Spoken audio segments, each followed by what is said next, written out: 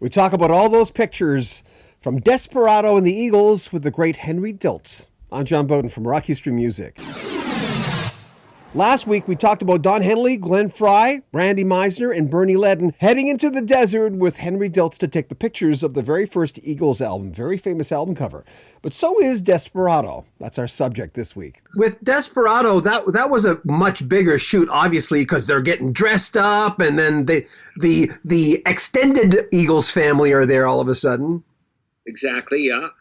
I mean, once again, Gary would get the word from Elliot Roberts and David Geffen. You take the boys out and do.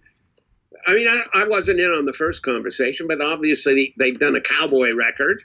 And so Gary got all these cowboy clothes and guns with blank ammunition and, a couple cases of Corona beer and, some of God's herb, whatever we needed for provisions.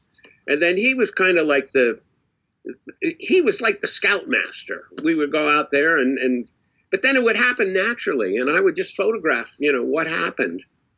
I mean, we played cowboys. They played cowboys all day, shooting each other, falling down. I mean, we had a rough plan. Well, let's get the Eagles to back out of the bank with the money bag, like they robbed the bank, and the roadies will come down, running down the road in the background, and we'll film that whole tableau or photograph it. Actually, I had a motor drive, a Nikon motor drive in one hand, and a Bauer Super 8mm movie camera in the other hand that I wasn't even looking in. I was just holding it there. So I got movies and stills at the same time. There's a film of them shooting each other and falling in the dirt. How does that work? I heard you say that, well, if you don't get paid, you get something you want more, which is you own the pictures. But for album covers, for instance, like when I do my videos, I'm in front of I'm in front of a green screen. Oh, yeah, right. When I do my intros, because I do it very much like an anchorman. That's the way I do my videos. I introduce the clip. That's what I'll do for you in front of a backdrop. But in the backdrop, Henry, because I just need your opinion on this.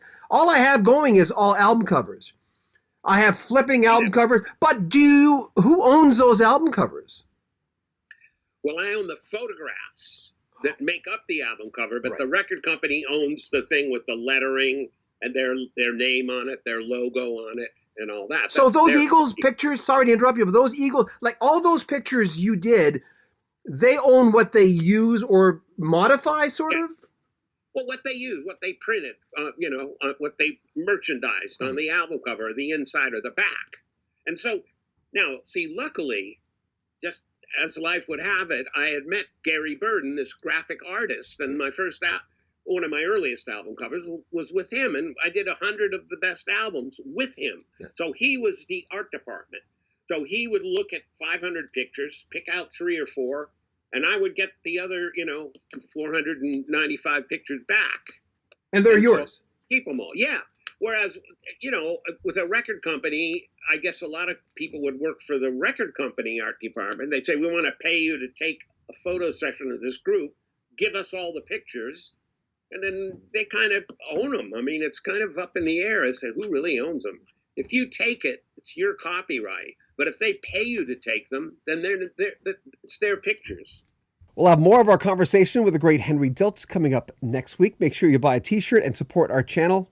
Also, subscribe to our channel and click on that bell notification so you never miss anything. Every Friday night, we have a Friday Night Live where we'll have a special guest. And coming up tomorrow night, it's Shem Von Treck of Toto fame. Also, he toured with Don Felder and Kenny Loggins. Comment on our videos and share them on social media. We'd appreciate that. I'm John Beaudin from Rock History Music.